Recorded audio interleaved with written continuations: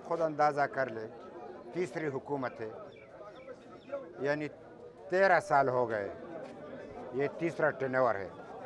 कोई भी ढंग का काम न पहले पीटीआई की हुकूमत ने किया है न उसके बाद हुआ है। बड़ी अफसोस की बात है, मौजूदा यानी जो वज़ीर आला की आपने बात की, ये तो मुकम्मल तौर पे नाकाम है, और एक पॉलिसी नहीं है, एक बात नहीं है, यानी टोटली नाकाम है। चाहे वो हमारी बजट के हवाले से बात हो, आप लोगों ने देख लिया नाकाम तरीन बजट। यहाँ पे हेल्थ डिपार्टमेंट की कोई पॉलिसी नहीं है, एजुकेशन डिपार्टमेंट की कोई पॉलिसी नहीं है, करप्शन की इंतहा है। यानी 40 अरब रुपए कोहिस्तान में एक ज़िले में, वो भी फिनांस के ज़ुमरे में, यानी वहाँ पे एक गबन हुआ है और करप्शन हुई है, और तमाम सूबे को मिला के 550 अरब रुपए की करप्शन हुई है। और आज ये सारे के सारा बजट ये कर्ज़ों पे पेश कर रहा है। तो इनसे पूछा जाए NFC वार्ड क्यों नहीं हुआ, तुम सूबे की हुकूक की बात मरकज़ से क्यों नहीं आपने की, आप अपना हक उनसे क्यों नहीं ले रहे।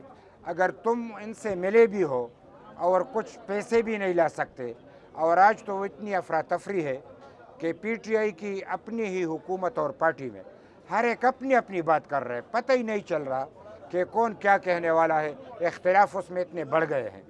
तो वो हुकूमत जो अपने इख्तिलाफ में इतने उरूज पे पहुंच चुकी हो, वो डिलीवर नहीं कर सकते।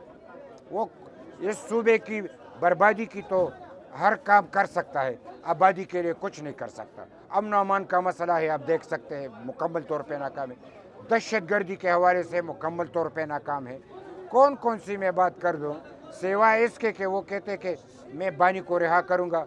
अगर बानी से मुखलिस होते तो भी अच्छा था। उसके नाम पे जुलूस निकाल के इस्लामाबाद चले जाते हैं, फिर वहाँ से भाग आते हैं। यानी अपने इमरान साहब को भी रिहा कराने में उनकी मुखलिसी नहीं है, साफ नज़र आ रहा है। बजट पेश करने में उन्होंने कहा था कि इमरान साहब इजाज़त नहीं देंगे तो मैं पास नहीं करूँगा। उसने इजाज़त नहीं दी, इसने पास किया। ज़रा पूछे किसने कहा कि पास कर लो।